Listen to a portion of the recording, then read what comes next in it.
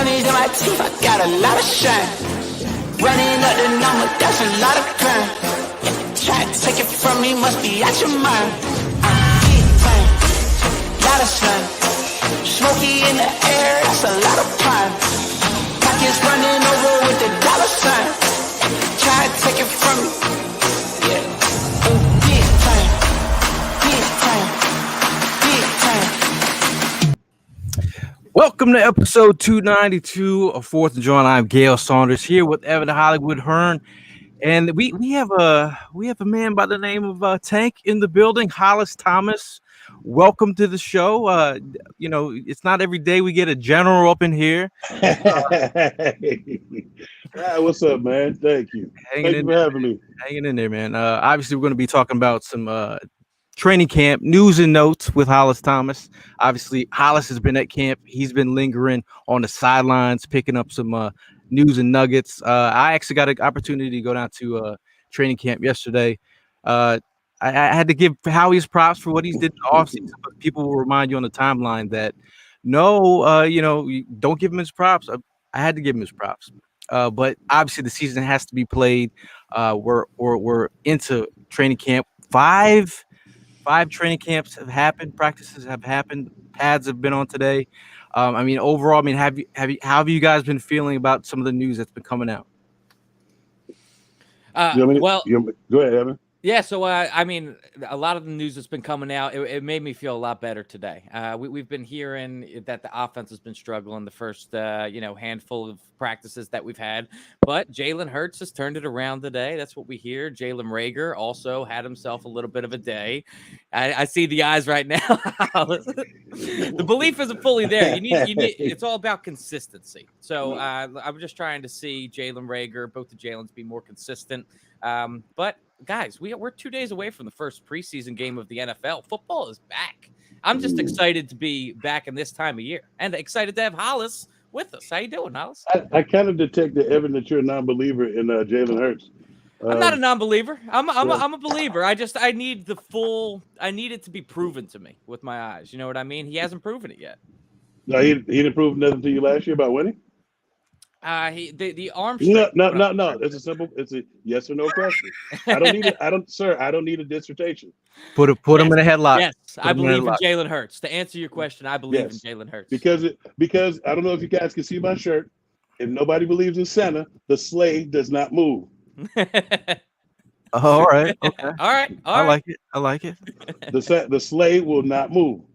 So we all have to be all the way in with Jalen Hurts. We don't need no half-ass people believing in him. I was talking to Gail earlier about practice. Practice to me, I feel like it's a good thing to get timing down, and you don't want to practice in a crappy way. But to me, practice is nothing until you take it to the field. I feel like he's going to make good, tremendous strides, but I'm not. It's just like you. I'm still on a wait and see mode. I'm not talking about go ahead and pay him, but give the kid an opportunity to see what he can work with. He's got no reason right now. He can have no excuse whatsoever on why he should not succeed. Mm-hmm. Now, so it's to me, I like but I did like the crispness of the practice compared to last year. Last year there was a lot of feeling themselves around and feeling around stuff. It was quick and decisive and crisp this year, which lets me know that they're kind of like they know what they're doing now. So it's less read, it's more react. So that's what I took from it. Now, as a player that played in the league years ago, it was a lot more physical back then, especially during the training camp. I mean, one of the biggest gripes that people have had is that the Eagles have been having short practices. They've been practicing without pads. I mean, what is your thought as a former player of how this is getting people prepared for the season? Well, it's I've been one of those components of they need to practice to play football. You got to practice it. The funniest thing though is like I was there the first day I was there. Mike Quick and Merle Reese was like, "Don't blink, it'll be over before you know it." So I'm like, what? But it's like you. I think it's taking care of the guy's body's a little bit more. But you see the sloppy play early on, and that's pretty much what you're gonna get, especially up on the guys up front. Because we did some camps this year. One of my first times doing the technical parts of being a defensive offensive lineman. And it takes a lot. You can't just walk back up on the field and get your steps right and hit that first step and get that hand placement right and deliver a punch that's gonna get you in the backfield. So I think with that being said, I did see some stuff going on with the pads on that. Man, my boy Jordan Davis. That's what we keep hearing. That's what we keep he's hearing. Oh, He's yeah. gonna lay. Hopefully, my kid weighs. I mean, he's the nicest kid in the world. I had an opportunity to talk to him about what went down in college with that first game against Alabama, and they exploited him, and they kept him on the field. And apparently, he went back and did cardio and worked out more and worked out harder, so that he was the most dominant force on the field. And I love that he didn't. Nobody had to tell him that though. It's like well, what I feel like that, and you can give Howie props on this.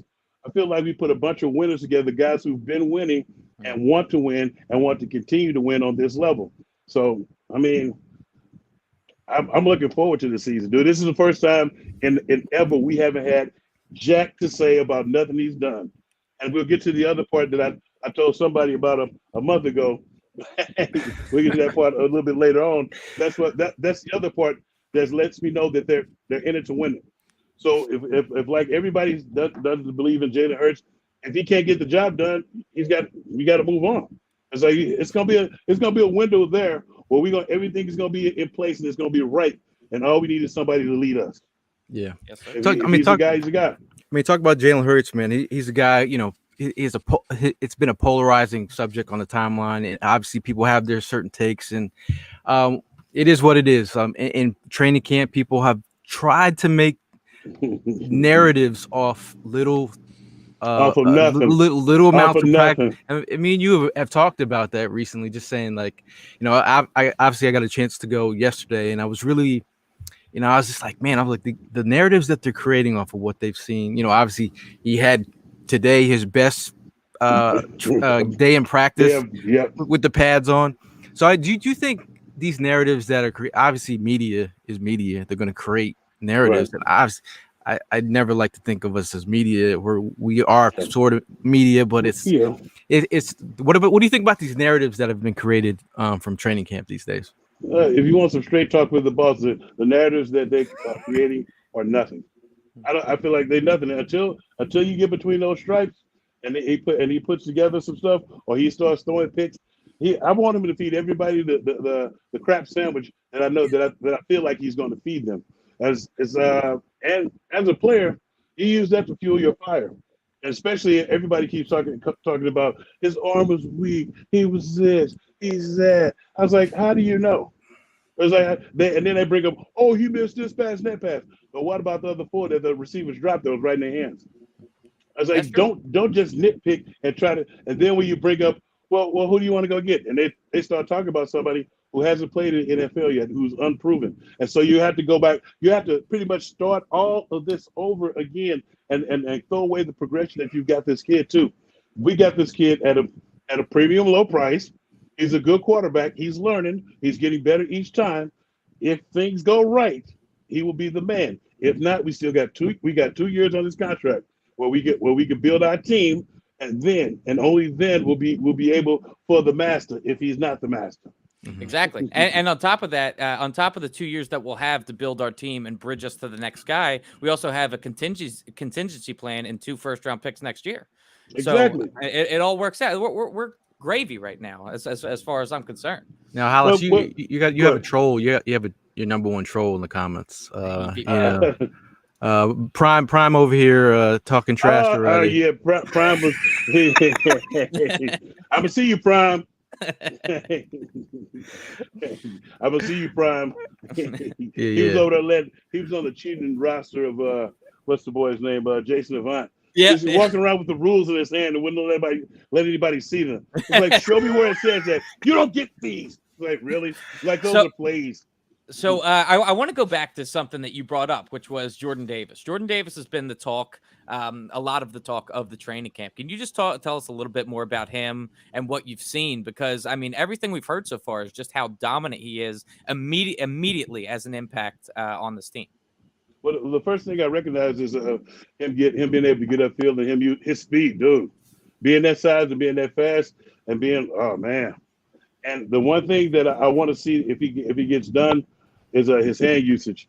That's the one. When you coming from college to pro, no matter what level you played at, your hand usage as a defensive lineman, you got to be violent with them, and you got to be more violent than you've ever been with them before, because you have to get off a block. Because the offensive lineman will hang on you like Velcro, and all they're gonna say, you'll be like, they holding. Did they call it? Well, then they're not holding. So when I say that, because I've been seeing him get off blocks, but I want to see him with more like, because he got, man, if he starts using his hands like I want him to, dude, everybody else has a problem on their hands. They're gonna have a problem already, but if he's able to use his hands like I think he can, man, that's the only thing I want to see it. But you can't get that in practice because you play against your own guys.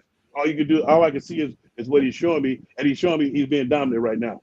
Now that's one thing yesterday at training camp. I was coming from the wide receivers and the quarterbacks. I was like, look, I gotta see these. I got to see these defensive linemen. Obviously, I was like, I got to see Jordan Davis. So I made my way all the way over to the left side of the field. As soon as I got there, the oohs and the ahs started. Mm-hmm. Everybody and then I'm like, it was a rep from Jordan Davis. And it was not just his strength and physicality, which we know he has, but it was that, he showed that twitch and left. I think it was Anderson everyone was shook. Victim of circumstance. He created a victim of circumstance. Mm-hmm. The funny thing is, when you were saying that, all I could think about was he was talking. You guys were talking earlier about the practices not being so padded and stuff. Yep. It's like everybody's used to coming up to Lehigh and seeing us get it in for 2.5 hours of just knock down and drag out. So I already know what you probably saw. You probably saw him take somebody's lunch. Oh, he had the whole crowd in awe. I mean, just seeing a guy move like that, I think that's the thing you love. I know Tracy Rocker was talking about these one-on-one situations. Mm-hmm. He's going to thrive, and I think sometimes it takes two people to block him, and 3, said his coach. Yes. So now tell us about the importance of a guy who's willing to take on those double teams like it's his job. What do you think that means? I got an opportunity to talk to Brandon Graham at the Trent Cole camp with you. Right. But Brandon Graham said he felt like Jordan Davis, having Jordan Davis in the house is going to let Fletcher Cox be Fletcher Cox. What do you think about that? It's gonna let a lot of guys loose. If you don't it's gonna be criminal if Jordan Davis shows them what he's been showing us. It's gonna be criminal for them not to double team him every time. You can't triple team him because somebody's going to come free. But they're going to be sliding and doing different schemes toward his way, and everybody else is going to get to eat. And that's the beauty of it. And then when they do single team him, he's going to show you why you should double team him. Exactly. And that's all I want to see is him take advantage of it. And you touched on something earlier where you talked about how the front office is kind of starting to pick winners, pick guys from like Georgia, from Alabama. And you saw what Jordan Davis was able to do as like getting triple teamed against other SEC teams. So this translation to the NFL, it's definitely going to be a step up as far as how hard it's going to be for him. But I think it's not going to be too bad of a transition. Well, no, it's not good. The part that I love that part, but the part that's going to be a transition is the only difference between college and professional is fast, dude, and it happens like that because you go from just the upper echelon of college to just like everybody knows exactly what to do. You know why everybody knows exactly what to do? Because you're getting paid now. If you don't do what you're supposed to do, you'll be standing next to the coach, and then once you stand next to the coach on Tuesday, you'll be looking for another job. Yeah. So everybody knows exactly what to do. They're doing it fast. The other side of the ball is paid too. They didn't just show up on the bus and they scared of you. No, they're not. They're there to feed their family. talk about that being fed. That beard's being fed. You're getting some respect for the beard in the chat. Thank you. Appreciate you. Hollis, I want to kind of tie two positions together here. Okay. That being the defensive line and the wide receivers. It's been a while. I think Michael Bennett was our last 10-sack defensive lineman, and it's also been a while since we've had a 1,000-yard wide receiver. What do you think is more likely this year? I mean, we got new weapons on offense. Or are we more likely to have a 10-sack defensive lineman or a 1,000-yard wide receiver? Probably gonna have both. I'm all in on that. But just look at it. We getting Sweat back. We getting BG back. Mhm. We getting the young guy. We getting all those young guys that we already had back. Hassan Reddick. If Jonathan Gannon does what he's supposed to, there will be at least 2 guys with either 10 sacks or more. If he does what he's supposed to, don't come out there with the vanilla crap. We need some sprinkles now. Winners get sprinkles. See, I think we spoke about Gannon in the past. I mean, off air, and just thinking about the pieces that he's actually has in place now. Like, just think about that defense last year. You talk about adding a guy like Jordan Davis to the mix. Right. BG being out for most of the season, and then you implement Hassan Reddick in the offseason. You talk, and then you don't even talk about Sweat, or you don't even talk about Milton Williams. We already know what Cox is, or Hargrave, Hargrave, or can't get right. I called Barnett can't get right. Dude, every time you see a flag after the play on defense, you be like, man, what'd you do? Hey, man, I mean, if you remember last year, Nick Sirianni was caught on camera saying it's always him. It's always him. Yeah, exactly. It's always him. But we brought it back. I think we put quality competition at every position. It's like if you falter, there'll be somebody there to take your spot. And then we have it. I think that the receiving core. You saw AJ Brown. Oh, that there's a man, Buddha. Gales was sending me pictures yesterday. He's built like a linebacker, man. Yeah, he's a grown man. Yeah, I was there Monday. I came over there and I saw the receivers doing drills. I was like, "Who's that?" Oh God! I was like, "Who's that tight end?" It's like, oh, that's how big he was. He's much bigger than all the rest of the receivers. He's a man amongst boys. So, and then his speed, dude, man. So that's why I think we might be in for one of each. Like that. The one thing that stood out to me at practice yesterday, walking around every single person that, as soon as they laid eyes on AJ Brown, they're like, God damn, he's so big, or like, dude, this dude is huge. And it was just the same comment left and right. And I put a post out there yesterday on Twitter. I was like, this dude could probably play any position this man wanted to. Mm-hmm. The fact that you talk about his yak ability, that's the thing that I went back and watched a lot of his yak from last season. And it's just like, in terms of adding a weapon to the puzzle who can get that yak, like giving Jalen a piece that can really work. But also, he's like, you look at the things he could do with handing him the ball sometime, or the little quick pitches that he did a couple of times down there in Tennessee. He's got that. He reminds me of Deebo Samuels. Wow, that's what he reminds me of.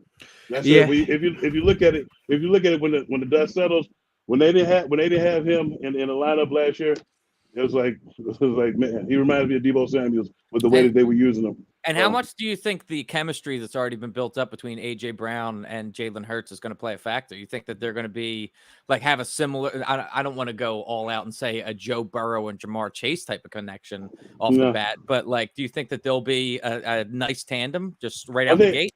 I think out the gate, you got to look at but you also got to look at Devontae too. Devontae and Jalen, they got a bit of rapport like towards the end. Mm-hmm. I think the fact that all three of them, I feel like they're gonna have a nice rapport, especially since he was down there throwing to him already. Really, just happened to be throwing to him. Now, go ahead. Now I have a question for you. I mean, obviously, we're talking about Jalen Reagor, and he's a guy who's had a rough season in terms of off the field. But Hey. it's at the end of the day, Eagle fans and the city of Philadelphia loves the word results. And now, like being a Philadelphia athlete, I mean, what is it like? I mean, like what the demeanor you need to see and the mental that you need to see. I mean, what are your thoughts on Jalen Reagor? And do you think he's going to be able to overcome his past issues? I don't know if it'll be here though, because he's been so helter skelter. He's been like Sybil. He starts talking crap on Twitter and stuff, which was a mistake in the first place. And then you take your account down, but then you come back and you start talking crap again, and then you apologize and stuff. Like, what the hell are you doing? Sit down and try to play football. It's like, man. I think if he does do something, he's got to beat out somebody. But I don't think he's going to be able to given what he's done so far, which is nothing. I mean, I will use him as trade bait. He had a good practice today. I've been hearing. Hey, what did I tell you about practice? We're talking about practice, man. Franchise play. We talking about practice, man. You're a first round pick, and we talking about your practice. Is he still lining up in practices as the number one punt returner? He's been getting them reps, but I was closely watching Britton Covey. It was the one thing that I will say is I think they're kind of tired of his crap. They didn't draft him. This new coaching regime didn't draft him in the first round. And you see, they brought the kid that they had out of Indianapolis, the big guy Pascal. Zach Pascal, yeah, Pascal, him, and then Watkins. That's the one battle I want to see. Who's going to be that third receiver? Yeah. Now people have asked in the chat. Quez Watkins. He did. Jeff McClain had tweeted out, and everybody lost their lunch for a second that he was hurt. He came out with street clothes, but they said it was an illness, so that means he probably he had to use a crapper. Is that what you're saying? Yeah, he's probably got some type of stomach virus. Yeah. He had to take a dump. He had to dump the Browns off at the Super Bowl. Yeah, everything. That's the funny thing about I mean Philadelphia. They overhype everything. So even one simple tweet, everybody's living on a prayer halfway there. I don't know. Other people that were out today, Greg Ward had a toe injury. Calcaterra. Evan's been concerned over Calcaterra, the concussions. Hey, man. Now dealing with a hamstring. He's dealing with a hamstring. But he's had a decent camp so far. Let's see. Cam Jurgens. Another guy who's held his own at camp today. Do you think Cam Jurgens? What do you think is his progression so far? Still early. It's still early. He said, "When we just practice." We're talking about practice. Well, we're talking about practice. Going back to practice. I need to see him. I truly do need to see him in the game. I mean, that's jerky, right? Beef jerky. Yeah, Cam beef jerky. Yeah, I like him, and I like what he did in college. But he's got to come on in the pros. So I like the fact that he'll be learning under Kelsey, and he's going to get a good run because he's probably going to be the second center, and he's going to be going against Jordan. So he will be ready. How has speaking of that offensive line, it seems like Isaac Sayamalu has firmly cemented himself as the right guard. How has he looked during? Well, that's at least what I'm seeing in what's being tweeted out. Do you have something else to say? As Isaac struggled? Landon Dickerson? Yeah. I'm sorry. I say about it, I never been that fond of him. I always thought he was getting his ass kicked. I'm sorry. That's what I see. I had an argument with a guy who was like, he did great. They told me he did great. I was like, did you watch the film? No, I was like, so it's safe to say you don't know what the hell you're talking about. Well, I'm having a conversation with you. The stuff when I was telling him, I watched him get drove back into Carson's lap time upon time. I watched him get drove back. I don't know if he was hurt or something, but you don't get drove back like that and talking about you had a good game. Yeah. You got drove like a bus. So you trying to dangle him for you see the Bucks dealing with some injuries? You trying to dangle? Dangle? Well, he's coming off injury, is he not? He is. He had a little something today in practice. There you go. He threw the helmet today. Yeah. Speaking of he probably broke his fingernail. Speaking of someone that's coming off of injury, Brandon Graham. I heard that it's as if he never injured the Achilles. Is that report accurate? How's he looking? Well, he's looking good. I feel like he's taking his role nicely. I mean, he's probably going to be in there, but he's going to have a nice rotation. Yeah, and I think that's what he needs at this point in his career, because it's like they have when you look at teams that win and dominate up front, it's like they have a great rotation. It's kind of like, remember when we brought Chris Long in? Mm-hmm. Mm-hmm. We had a great rotation. He came in and he had about 20, 25 plays, and handle and flourish. That's what we need Brandon to do. We need him to be that steady person that comes in and knocks the crap out of people when we need him to. So, because you got to give these young guys an opportunity to play. They got to get their feet wet. They got to start taking over, because they're the next regime. As an older guy, you come in and you be part of it. And when you get your opportunity, you go in there and bust some skulls. Let's show the young guys how it's done. And then if you get more time to play, be like, hey, y'all need to come on, because I ain't supposed to be playing as much. Yeah, exactly. I need a break. I need a break. So go ahead. No, I was just saying it's going to be interesting to see how he totally recovers, because you really won't be able to see that until he's against opposing team competition. Absolutely. So, and another big body. The part about, and this is about practice too, about both of y'all talking about practice. When your adversary is not trying to kill you, that's what practice is. You can practice all you want to. As I had to tell you one time, I practiced on a sprained ankle. I felt great. Got into the game and got my ass kicked. Yeah. Want to know why? It's not the same intensity. Exactly. The guy in the game had way more intensity than the practice squad player. Right. They sweep your leg? No, they just laced my cookie. I was like, trainer. Now, people in the chat, if you got a question for Tank, just let us know. We'll bring it on up. Oh God, how's Dillard look? You talking about Big Pudding? Big Pudding. Hey. He's soft on the other side of the pillow. Oh no. They said he's actually looked better. They said than he's in better past. shape. He Better doesn't shape. look like he's in better shape. That's it. So now they're gonna kick his muscle bound ass. Wow. That's a new one. I haven't heard. You cannot. It's you're born with it. You have the killer instinct, dude. He was talking about something. I knew him in a fight for my position. Really? Did you see the interview? Yeah. I know you saw it. You saw his interview. That right there alone should let you know you're the first round pick. You let the 7th round pick come in and take your spot. You literally took my next question out of my mouth. So, like, as an undrafted free agent like yourself who succeeded in the league against all odds, what is the mentality of an Andre Dillard right now, where he was supposed to be drafted he drafted in the 1st round. He was supposed to come in and be the guy at left tackle, and he's beat out by a guy who might as well be undrafted. He was in the 7th round. And had just started playing football. Huh? Yeah, and had just started playing football. Exactly. You came in and got ousted. As a 1st round pick, they give you so many opportunities to mess up.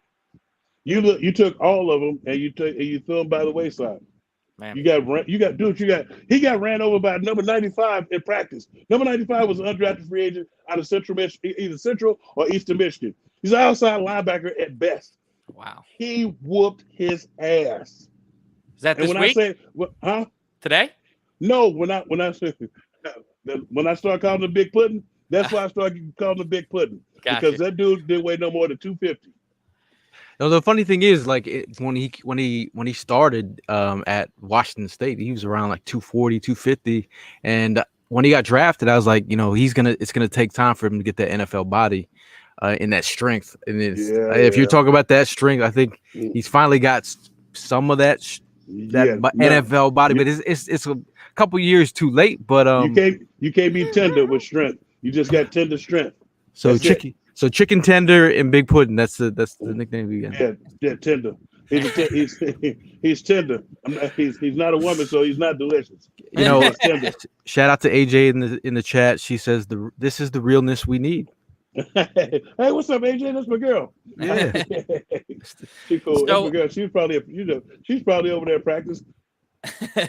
So, I mean, we've heard a lot about guys that aren't performing as well as the reporters are saying they are. Is there anybody that isn't being talked about enough in these practices? Someone that is really showing out and, it's not really making its way onto Twitter or being talked about by the other reporters? Well, and I don't really look for the showing out in practice. I want you to show out in the preseason game. I want to see some of the young guys in the upcoming preseason games. It's a couple of battles in that linebacker core. I'm looking for the battles in the linebacker core. Our linebacker core for the last few years has snuck up the joint, literally and figuratively. We've been a joke at linebacker. Yes, we had Alex Singleton, who could make a tackle downfield. He led the team in tackles 7 or 8 yards down the field. We couldn't stop a running nose, especially when they double teamed the guys up front.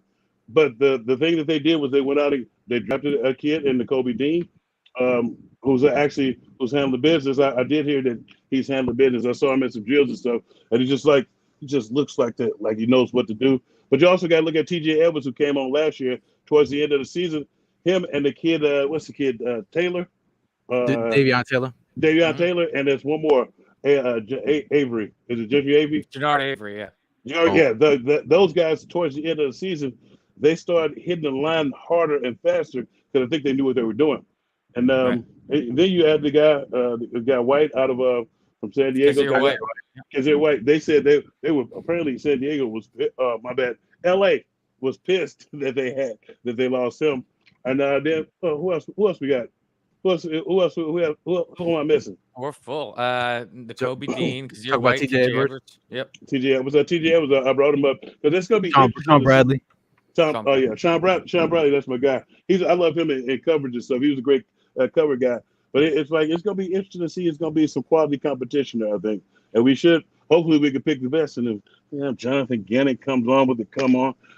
Now I'm gonna mention somebody, Vic Fangio. Oh, the one thing now, I'll set this up for you. Like about a month ago, on the podcast, I brought it up, and then I was like, it's funny that nobody has even reported Vic Fangio being in the building. And then Tank is over here.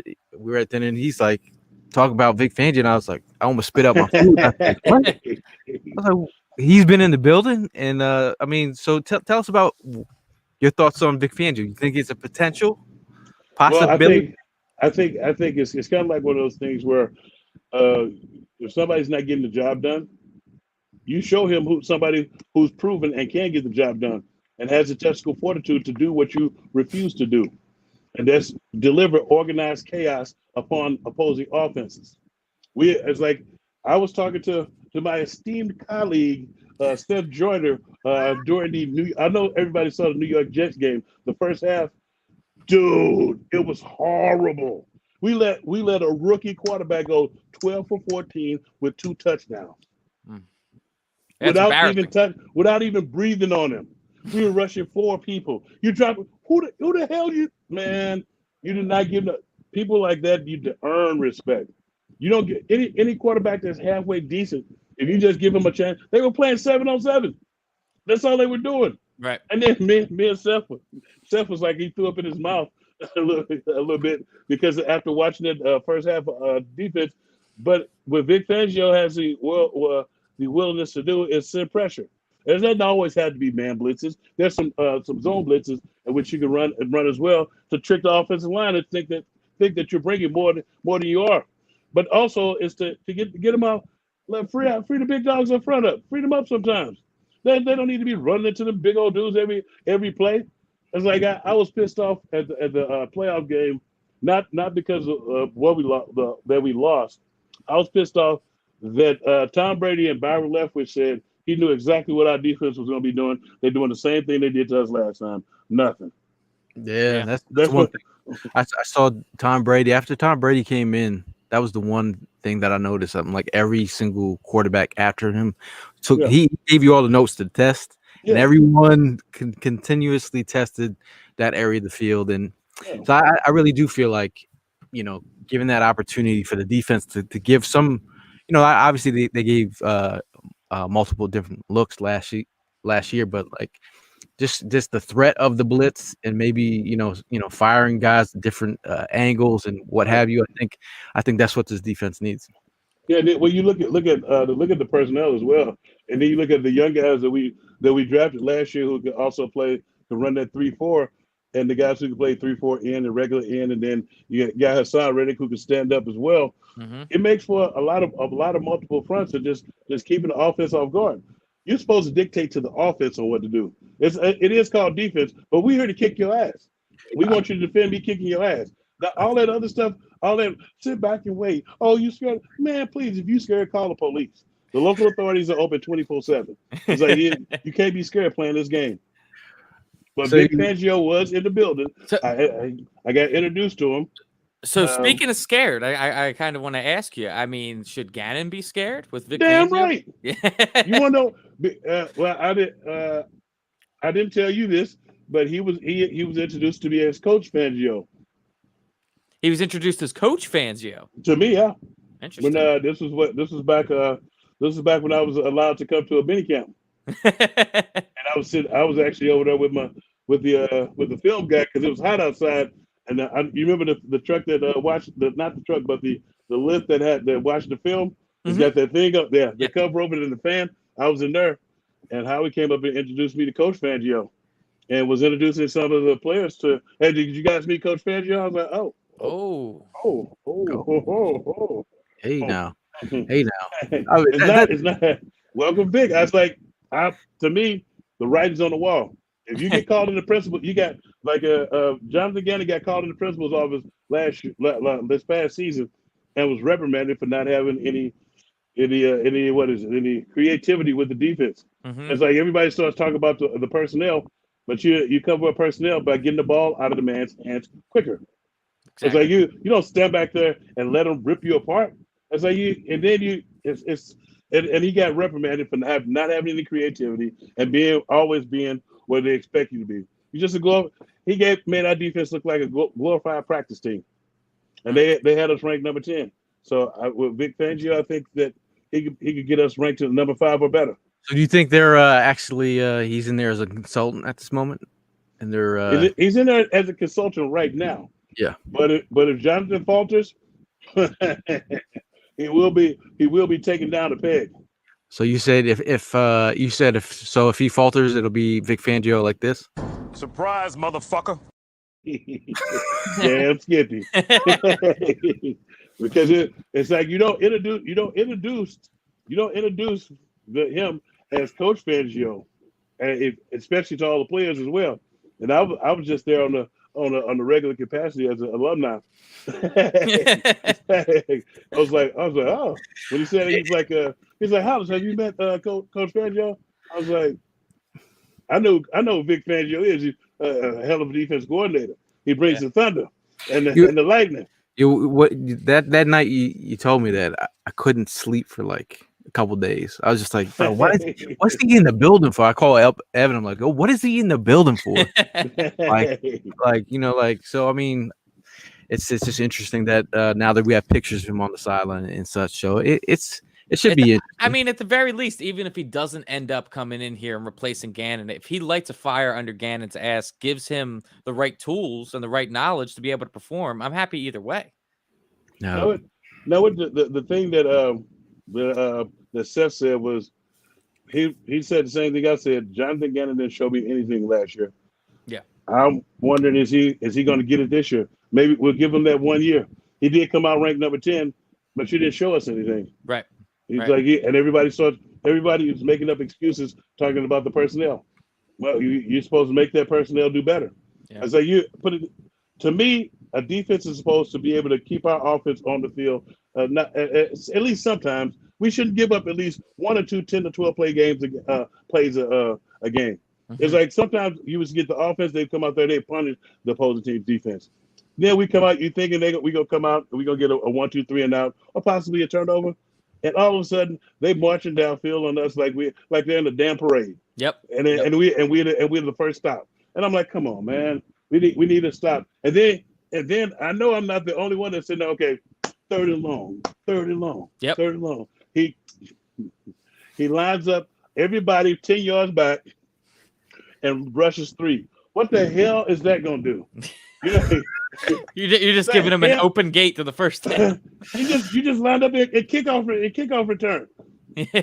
Now AJ says Gannon isn't the guy. I don't feel like he's a fit and understands the guys completely. I think AJ's correct because to me, he kind of lost me when he was like when he was like when he was doing the interview. He said, I say to myself, Jonathan, you got to do better. I was like, don't you know we here? You realize you're in the interview and you're talking to yourself. But and she's correct. I don't feel like he relates to everybody. I think some of the guys like him. I think they like their position coaches better. So one of the questions here, Prime, who was that now? That's not Prime. Yeah, that's Prime. That's Prime. Okay. He said, I don't know if he makes it past this season, Prime. It'll be interesting to see.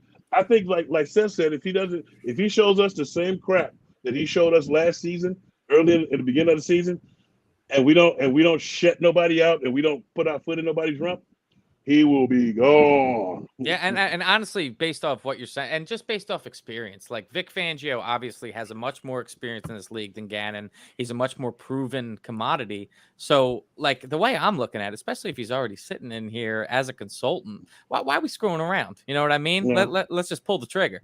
Well, you want to give him they're trying to give him an opportunity. Yeah. I don't know why though.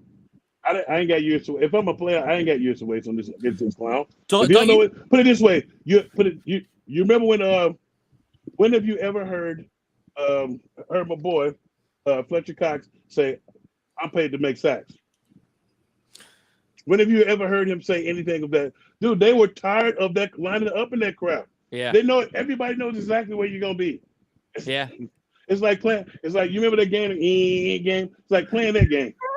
So do you think Cox's performance last year had a lot to do with the scheme and the coaching, and do you think he was just had it up to here? I think it's a lot to do with the scheme, because if you look at when we did do stunts and stuff, we were killing people when we was doing stunts. I was like, you move around. Let me move around some. Don't let me be what they know I am. Right. So it's like you making it too easy. You make it too easy for opposing offenses. It's like sometimes it's cool to line up stripe to stripe and a man with a man, but sometimes you want to give me some extra bullets and a grenade, to fight with. Don't just have me out there fighting with a musket. I mean, I feel like reload my gun. Like I feel like both Sirianni and Gannon are kind of, I don't want to say in a hot seat, but like they have all the tools to make it happen this year. Sirianni, I don't think Sirianni's in the hot seat.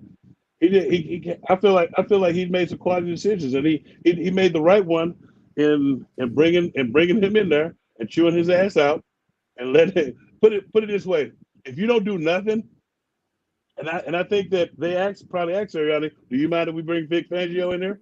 He probably said, "No, go right ahead." Yeah. Now Donnie from Upstate asks, Tank, would you rather have Schwartz back or keep Gannon if Vic doesn't take the spot next year? Oh God, Schwartz ain't coming back, man. Oh God, that was a good one, Danny.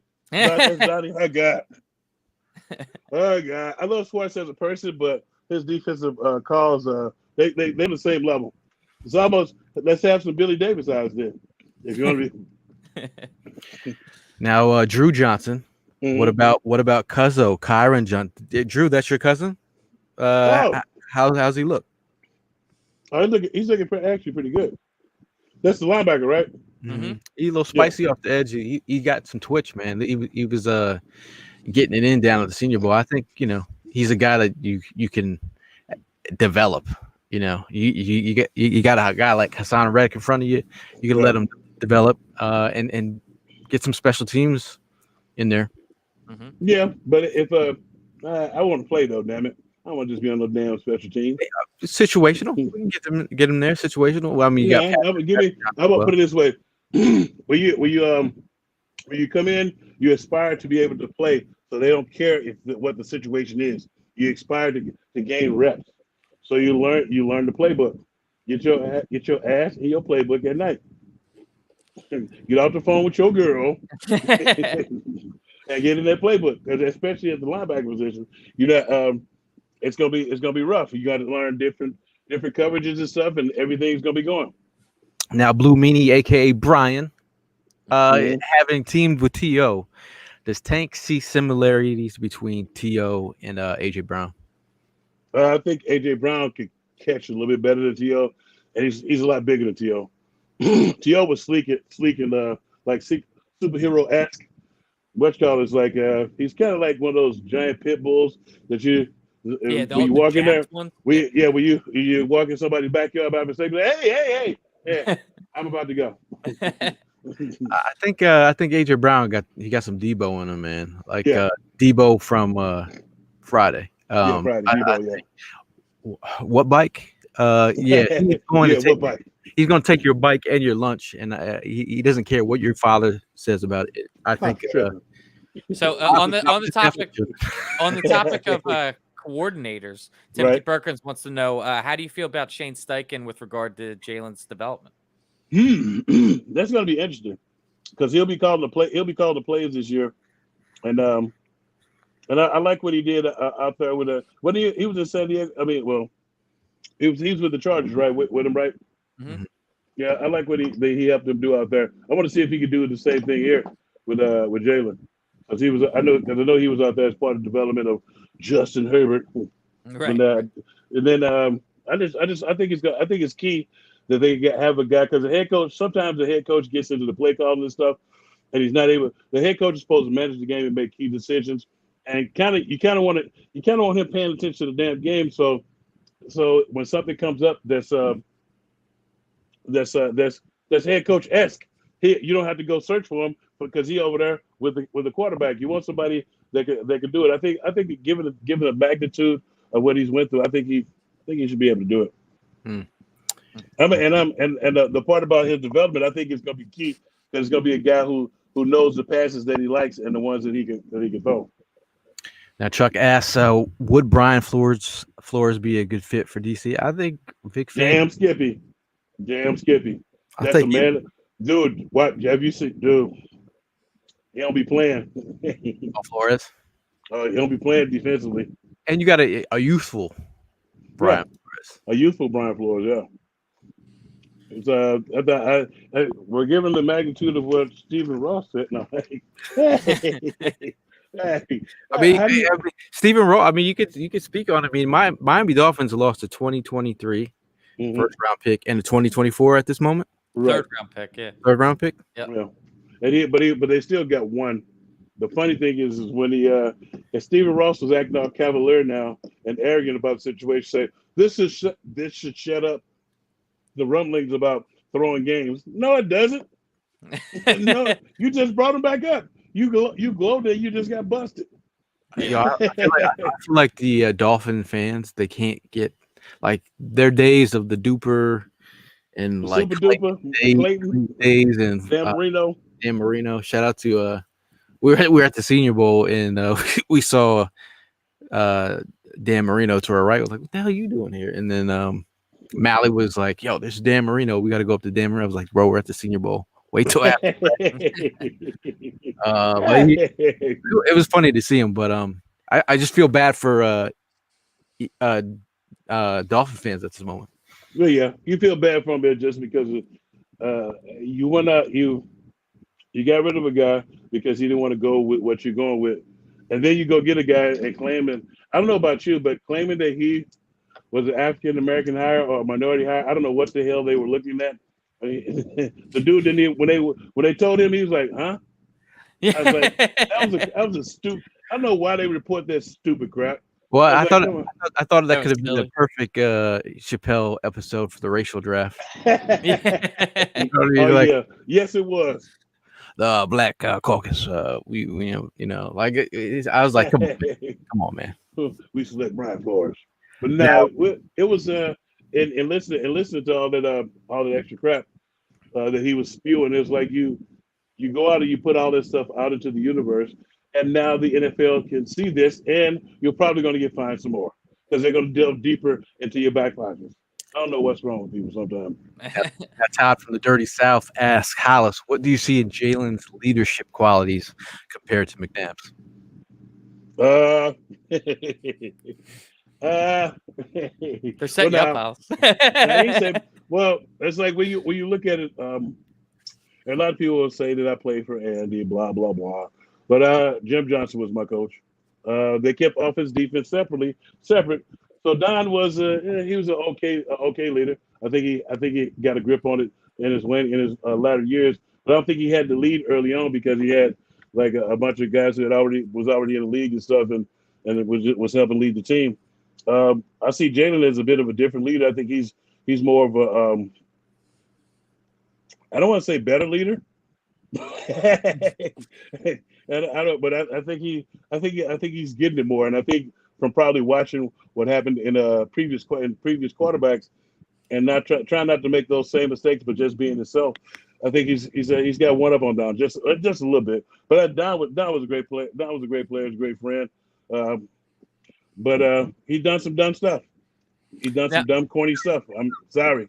I got to call it like I see it. It's my boy, but. Speaking of former Eagles quarterbacks, we have one in the division now down in Washington. What's your thoughts on Mr. Wentz? Is he going to revive his career down in Washington, or is this the last stop? Third team in 3 years. Yep. His decision making ability is still yet to change. I don't see it changing there. Only way I see him having any success, and they're probably going to run the ball a lot more. But when a team lines up 8 in the box and they take that away from you, what are you going to do? And then everybody starts talking about his his weapons in Indianapolis. It's Scary like, dude, really? You had T.Y. Hilton and what's the other kid? Michael Pittman Jr. catching out the air. I'm talking about snatching out the air. Then he had the baddest running back. And the best in the league. Yeah, that's what I thought was funny is people saying that he didn't have weapons in Indianapolis. You just listed it out. I mean, put it this way. This is how I knew that he was getting out of Indianapolis. They were playing a particular game, and I think Frank Reich had got a little pass happy. Offensive center say, "Hey, can we run the ball?" just he's like, "Which run you want? Which run? Any run, any direction. Just don't throw it." I was like, wow. Now, speaking of Wentz in Washington, I think it's a perfect opportunity to talk about. We're having a little field trip down there in Skippy. Down there. Yeah. Shout out to everyone that's going to be down there. It's going to be a great trip with Philly Sports Trips. Make sure you get that ticket to get on a bus. We just opened up opportunities to get a ticket for tailgate end game. So we're gonna have a great experience down there. There's some I've heard there's gonna be some cigar smoking. It's a VIP bus as well. Might throw that out there. Some VIP action with your man Dan Skippy over here. We're gonna have a good time and ride down there. I know Evan got some. What's up to Carson.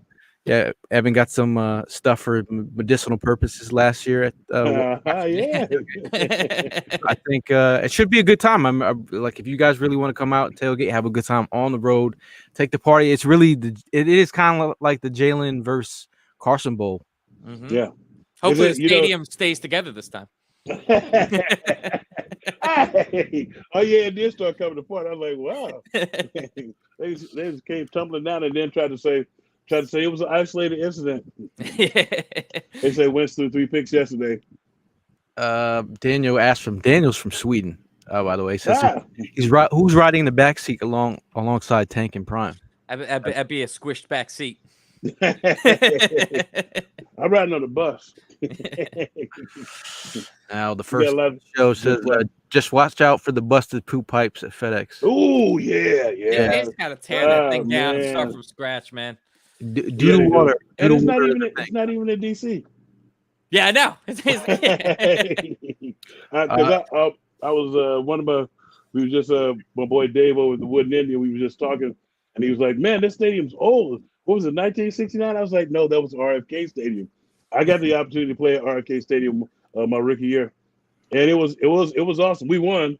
That was the awesome part. The other awesome part is, as a kid, when I used to watch on TV, and the Redskins were winning at the time, you could see the stadium like when they were winning, and the fans be jumping. And this was the floor, the turf was jumping. I saw that when we played. I was like, oh man, sweet. Then we won. We won 17-14. I stopped Brian Mitchell on the 30 long. Nice. Now Tim Perkins is giving a shout out to your IG posts. He believes they're classics, by the way. Thank you. I appreciate you. Now AJ, also voice of an angel, but also known as Luster of Dallas Goddard. She says thoughts on Dallas Goddard. That's her homie. I love the way Dallas plays. He's I think he's going to come into his own. I'm looking for him to have a pretty good breakout season. This is one of the parts we hadn't touched on as well, because given the receiver core we got, it's going to open it up for my boy right there across the middle, the torch fools.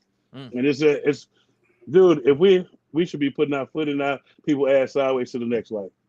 Yeah, and we've been honestly, we've been spoiled the past half decade or so with having two very solid tight ends, that being Ertz and Goddard. Who do you think fills that tight end 2 role? I don't know. I'm looking at the kid Jackson, the 6'7" Tyree Jackson. Yeah. Jackson. Yeah, I was looking at him. He's a physical specimen, and he can go up and get it. So I mean, and he's a former quarterback. I think he knows where the soft spots of the zones are. I think and he's got that size, man. I think he's just been dealing with those injuries. Hopefully, no, those were injuries.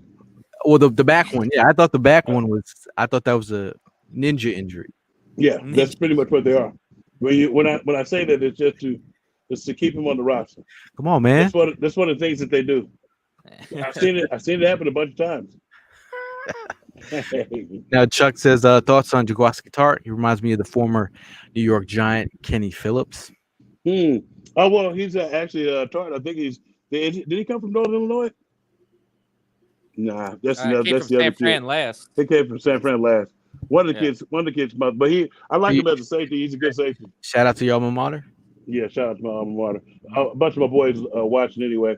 I said they had to my boys to my football brothers at Northern Illinois.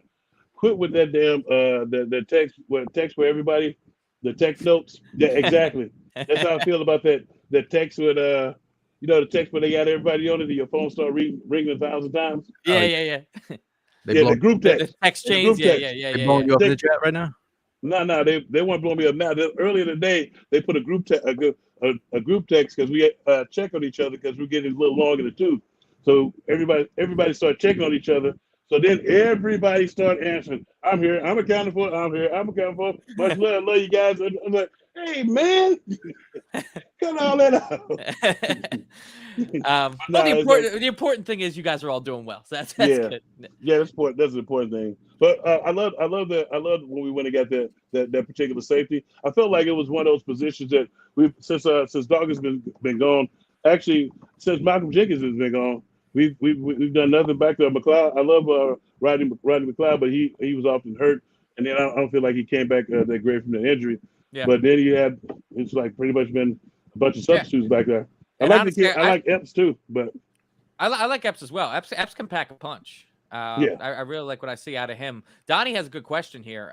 He says contract year for Miles Sanders. He needs to show me something. 0 touchdowns last year. Do you think that Miles Sanders is proving everybody wrong this year, or do you think Kenny Gainwell could potentially overtake him? Well, this is what Miles Sanders needs to do. The Miles Sanders we need to see is the one who got mad and started running and hitting the holes. Yep. That's the Miles Sanders we need to see, because if we don't see that, if we see the Miles Sanders we saw in Carolina that kept running out of bounds at the end of games, nobody wants. As a defender, I love to see a guy run east and west. If he comes out with that crap, then I don't think he's going to show up. But if he comes out and he does proper like he did at the end of the season, then I think he'll have a tremendous season, and it'll be, especially if it's his contract year.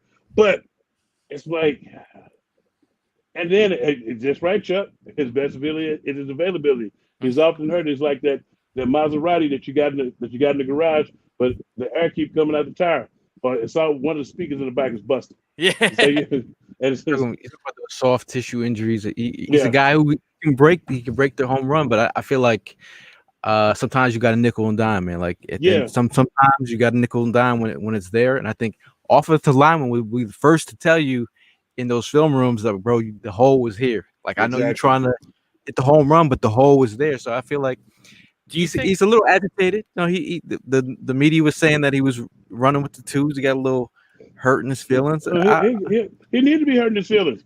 He put himself there. We didn't pass up holes to try to hit the home run. If you you nickel and dime, just like you said, sooner or later those nickels and dimes will turn into 12s and 15s. Then those 12 and 15s will turn into home runs. But until you get there, you running sideways to the next life is letting the defense gang up and hit you. And then your happy ass in one of the games where you hit a hole and you ran up in there, you slammed the ball like you was mad, like give you the ball. We had gave you the ball 10 other times and you ran sideways. Right. I mean, when both coaches, I don't know if you saw when Deuce was here coaching them. You'll see Deuce tell them to do this. Yeah, straight. And then that's what happened at the Carolina game. When they put Kenneth Gainwell in, he came in and did what he was supposed to. Right. Pete brought up a point here that honestly I don't know why I haven't considered at this point, but he says that put Miles Sanders on punt and kick return. Why not? I mean, we're running back by committee type of why? You know, because he tender. He might get hurt. I mean, if he's already, that's he's already get rocked up, and I think if you're your most explosive weapon as a running back, you got a Huntley for that. You have, I mean, you got even I'm saying Rager for that. Those kind of like guys that are like. I highly doubt if Rager's going to be here. You can't justify keeping his ass on the roster again. I don't care how many damn passes he catches in the game. I can't. Well, people are talking about Devin Allen. Obviously, he got that. I feel bad for him that he got disqualified. Like he was about to win that event. Oh yeah. And now I actually I was gonna upload it, but it was too sad. It was too sad of a video for me to upload. Like I was at practice, like no one's there, and Devin Allen is running sprints, and like I was like, man, you could have won this whole, 10 hurdles or whatever. He's a bird now, though. He's a bird. I respect that, but I just felt like he was feeling as he was running. There was not a chance that it didn't make this roster. I think if he's able to catch, he may be the punt return or kick return that may ignite something.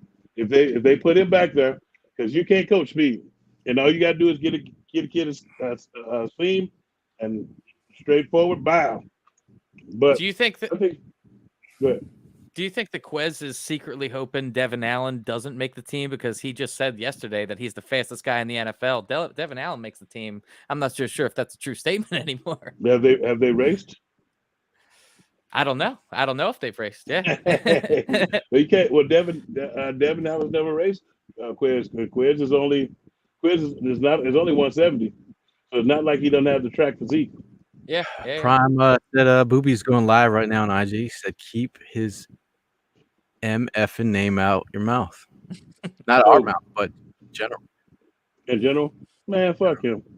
Get the fuck out of here. Run the ball downhill. Get the fuck out of here, man. Come on.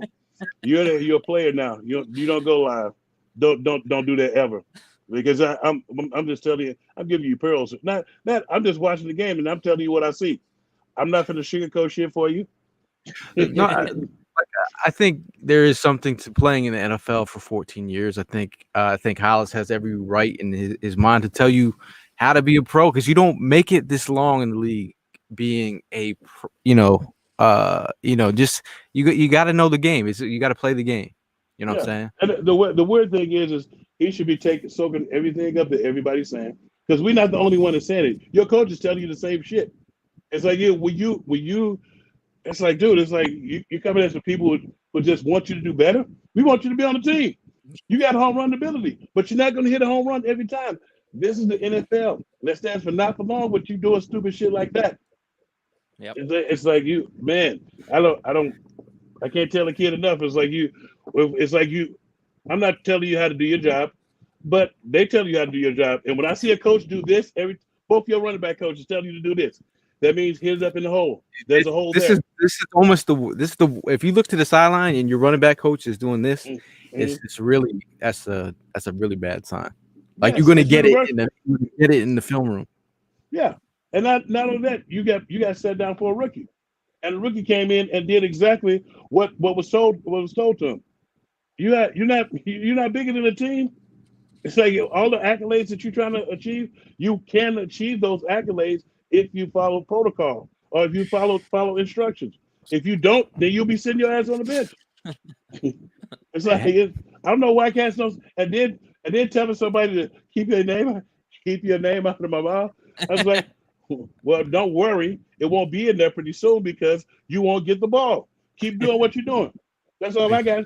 Keep doing what you're doing. You gotta listen to a general, man. If the general speaks, it is what it is, man. You got to let them know, man. I think the interesting thing with Philadelphia in the fan base is they have an opinion on everything, and I feel like as a player, recently Rager had made his statement, but I feel like you just can't.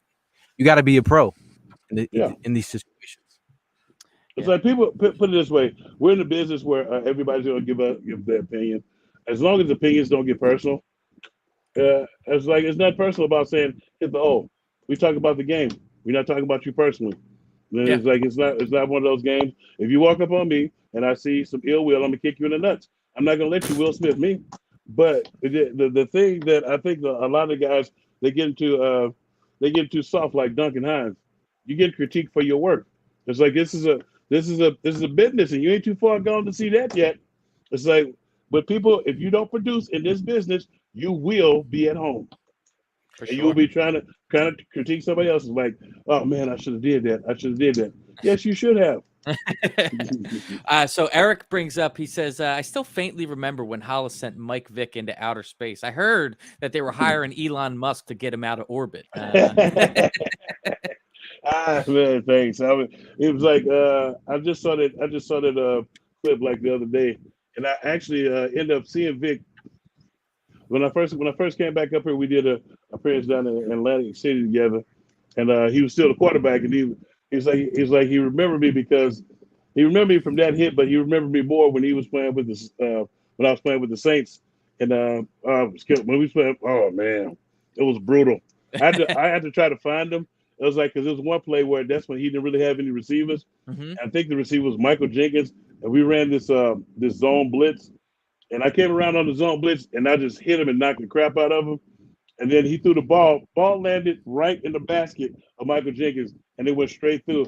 And I looked at him. I was like, "Man, y'all got to get some receivers." But that's when when I saw him in Atlantic City, that's when he's like, "I remember you telling me that." I was like, "Hey, I tried to tell you." Reminds me of Nelson Aguilar versus Atlanta a few years ago. Honestly. Oh wow, yeah. Man, that was brutal. I was down at the game as well. So were we. Oh man, it was. He missed that pass. It was like I missed one pass. I was like, it was a pretty important. It was the most important one. It's like and to remind me, it's kind of like when they say, "Hey, he's a great receiver. He can block." It's like, what? You can block well. So while we're on the topic of running backs, or since we just moved on from it, have you seen anything out of Kennedy Brooks? I mean, he's one of these guys that I feel like is kind of going underneath the radar. Under the radar. Yeah. Actually, sometimes you don't get to see a lot of the second and third teams because when they start practicing stuff, it's kind of they be moving stuff all around. I'm not going to chase everybody. I normally stay by the big dogs. Yeah. I like to see the work that they putting in because if they put in work, I said I'm gonna do running. You gonna do run? Skill positions, I go run to the other side. You go to the big dogs. Yeah, that's why I always go over there to I go to I call it the lab because they over there get things together, create potions and stuff so they can pour it all over the line. So I haven't heard like that much about him. I remember him from college, but he'll get his opportunity when these preseason games come alive. We'll see who's got to come on with the come on. Because right now we just talking about practice. Jordan Howard is actually waiting by the bat phone. He's like, whenever you need that power run back, let me know. I'll get you. I love it, man. One cut. And look, dude, exactly. That was the thing too. He had to do something to somebody because there's no way that he was producing the way he was producing, and couldn't come back. I feel the same way about Travis Fulgham. They both just fell off into the abyss. Jordan Howard had more of a career in the NFL, obviously. But I agree with you. I mean, Jordan Howard did well last year, and the fact that he's just out there not signed is crazy. Well, Travis Fulgham is in Kansas City somewhere? Is he signed? I wasn't even sure if he Yeah, was signed or is he not. in Kansas City? I thought he was in Kansas City. Because I do remember somebody him saying something, some words or something. Or is he not signed? What you got? I don't see him signed right now. Okay, Yeah, who was his last he was team? with Denver last year, and I think that's Okay, it. okay. I started to call him Travis Forgotten at that one point in the season. They just started not calling his name. I think it is what it is. Johnny says he is in Kansas City. Yeah, I thought so. Okay. He is in Kansas City. Yeah. I thought so because he was talking trash again. What are That's the the only odds? reason I remember. Yeah. They were talking about the cheetah, Tyreek Tyreek Hill. Hill. Yeah. Tyreek Hill. I was Wide laughing. receivers have a way about just talking crap, no matter whether No matter what. you back it up or not. You make fun of wide receivers, bro. Hey, I mean, you ready to start talking crap? We can have a race if you want. I mean, Hey, well, you're not a diva, are you? I'm one of them intelligent wide Okay, receivers. see? You know, It's like who's the intelligent wide receiver? Oh well, man. I guess you're the most intelligent one. No. now talk about intelligence. I just want to give a second to shout out Trent Cole at his Trent. at his defensive camp. You know, they had Trent Cole out. I mean, they had Hollis out there.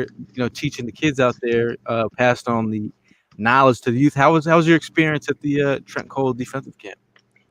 That was great. It was like one of the first camps where we dealt with mostly older kids, and dealing with the older kids, it was like we were teaching them the integral parts of playing defensive line. We also had Quentin Michael out there. He was doing the secondary stuff, and then we had also had Dan Klecko. Yep. We was actually Michael. had a great time because we were teaching them for their first step. As I was recording a lot of the kids' first step because they were high schoolers, showing them that they had a hitch in their giddy up. They kept on dropping their back foot, and then just basically hand placement and stuff. It's it's the one part where if you can get it down when you're young, if you can get that part of it down when you're young, then you're more than halfway there. And so now you got to do is just learn the system, and because you already got your stance in their first step. If you don't have that stance in first step, you're not going to go that far, and you have to practice it time in and time out, because then you had to show the kids their stance as well. I was like, I haven't played it ever, and I still have the same footwork with my stance. But it's because when you play so long and you do it, it becomes second nature. So I was trying to get them to realize that you got to get this down. So nobody should have to fix your stance. It should be the most comfortable thing that you do, and you should be able to come off the rock in it. So it was a great experience. There was a lot of kids that they thanked us. A lot of them thanked us because their game got a little bit better. Just because I think they were doing something else during the day. Some other football camps with their actual teams. Chance after the camp to talk to Trent Cole, and this is the thing I like about that camp. You show like the brotherhood. You show the Brandon Graham talking about his mentoring that he got from Trent Cole, and then Trent Cole talked about what you meant to him as a player and a brother, like looking out for him as a rookie. He said like when him and the guys, being not broke rookies, but like rookies coming into Philadelphia, not having not knowing how to be a pro. He said Hollis came in, took care of us. He's like, when we always went out, Hollis took care of us. And we heard some stories about Deshaun Jackson,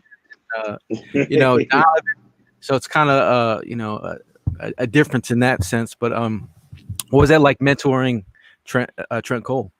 Actually, I didn't know I was mentoring. I just when you have a team and you building a team, it's what you do. It's what your time is gonna come. Your time is gonna come to an end eventually. There, and the thing to do as a young man is to teach the kids the rope. You don't want them to go out there and do anything stupid, because there was people, but there was older guys there when I got there, so they showed me how to go out and have fun, but not go out and get in trouble. I think that's pretty interesting what you just brought up. Like, can you tell me about the transition from when you are the guy that is receiving the knowledge from the older player to when you transition to where you're the one that's actually given the knowledge? Like, is there a moment like, all right, you know what? I actually know what's going on here. I feel like I can I can shed some light. Or do you think that, like, I don't know? You understand what I mean? I don't understand what you mean. It kind of just happens. It's like one day you look around, it's like, damn, I've been there for like 7, 8 years. Yeah. 8, 9 years, and all of a sudden it's 8, 9, and then people are looking up to you, not because you're a hoopla guy, but because I have a good time when I'm practicing and playing and stuff, and keep it loose. Right. It's like, put it this way: when you'll see some guys that play with me, in New Orleans, they'll always walk up to me and be like, "Oh God." In New Orleans, it was over 100 degrees every day that we practiced in training camp, and they had the nerve to line us up to run sprints. That was the first time in my career that they had to run sprints after practice. After practice, I was like, "Oh God, oh my God, oh God." Like dog water. Oh, wait a minute, who's this?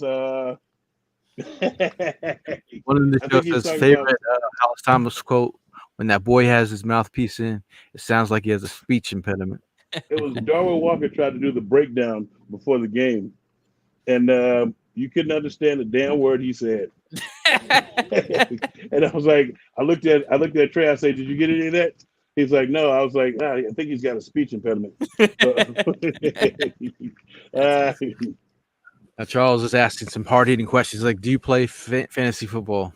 I played a couple times before, and then I picked some people's teams before. I think I've only won once, and I picked it was a person who was at work, but she had paid her money already, and so I was calling out the picks for everybody and writing them down, and then I just picked her team, and she ended up winning. Nice. Yeah, here we got a record prediction. Yeah, record prediction. I just went 9, 10. I said 11-6. Got just 2 more victories from last year, and plus a nice playoff run. I feel like we should get our first playoff victory with these guys, and then see what happens. To give it if we're able to take that and move to the next level, make a little noise. I feel like we have a leader in Jalen Hurts as far as that he does. What the one thing? Remember you asked me about? Sorry, I was just going. No, you're good. Something popped in my head. It was like you asked me about the difference between Donovan and Jalen. I think Jalen. I think right now Jalen is doing what it takes to win, whether it be run the ball or pass the ball. Well, whereas Donovan was doing that early in his career, but later on, I think he started listening to everybody and trying to become a pure passer instead of doing what it takes to win. And that was one thing that I got kind of pissed off. I got pissed off about later on because I felt like, given like what he did and what he could do and what I had seen him do, it was like I felt like he was playing under the radar, just trying to play to what everybody was saying. But I don't think Jalen's going to play like that. I think he's going to take what they give him, and I think he's going to try to flourish. It's like because everybody's going to continue to talk about accuracy, this and that. I was like, as long as he keeps progressing and keeps winning, that's the type of leader I need. Hey man, you heard it here first from Hollis, but also before we get out of here, take a good opportunity to talk about Philly sports trips. I know you're going to be talk about being a rock star, traveling every away game. This has been your nature. What is that like traveling every week? Well, actually, it's actually pretty fun sometimes. For the most part, it's pretty fun. The first trip is Detroit. I'm actually some of my brethren, my Northern Lord brethren, is going to meet me up there. But I'll be in Detroit, I'll be in Washington and Arizona and Chicago and Houston. So, especially in Houston, I'm going to have a special surprise for my tailgaters. I used to live in Houston, and my buddy, he's going to be down there with a special treat for all of us. He's going to have his smoker. He have a smoker on the back of a tailgate thing. It's going to be a ball of ass spread of fine cuts of meat. So you're gonna make me take a day off on Thursday to go all the way to Houston for this meet. No, damn Skippy.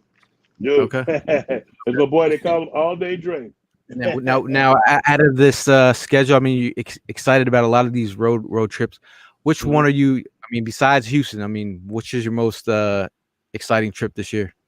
Right now, the exciting trip is DC and Arizona. Mm-hmm. Oh yes.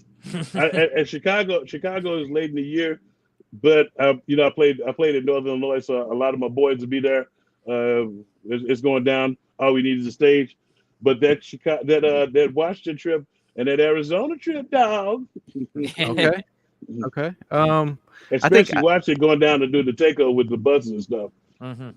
I think Washington should be kind of crazy. I know they're up to how many people so far we're almost close to 500.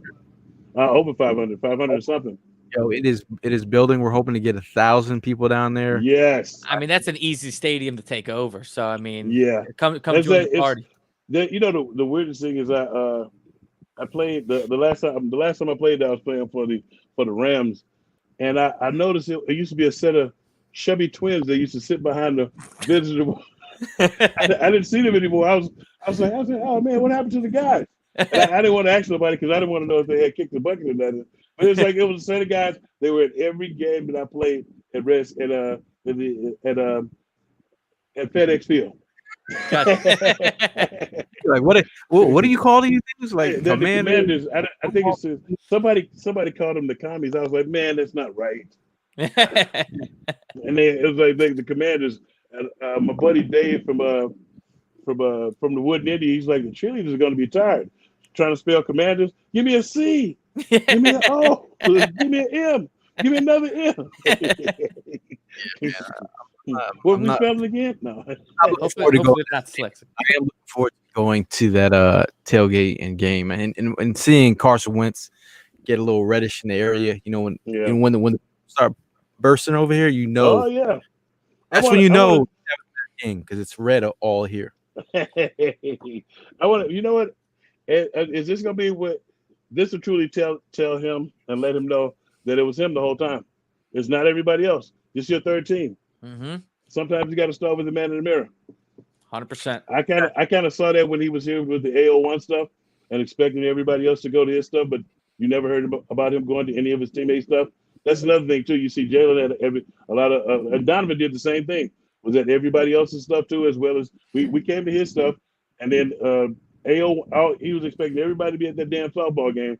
But name one person who event that he went to other than his own. You're exactly right. And just like building off of that as well, we have seen like Jalen Hurts, who me and Gail went down to his camp, and like he has players that show up for him. I mean, we saw Jordan Mailata down there. Mm-hmm. So that gets reciprocated. And I think that's how you build chemistry in the offseason. It doesn't have to just be charity events, but, looking out for each other. So you see Hurts doing that and putting that work. Yeah, you build camaraderie, and you have a leader who gives a damn about you. One quick note, that's why Geno Smith got knocked out by that linebacker. You remember when he got knocked out? Oh yeah, on the Jets. Yeah, I remember. On the Jets because he was supposed to attend one of his events. He shunned him. The young man had a pay for a ticket.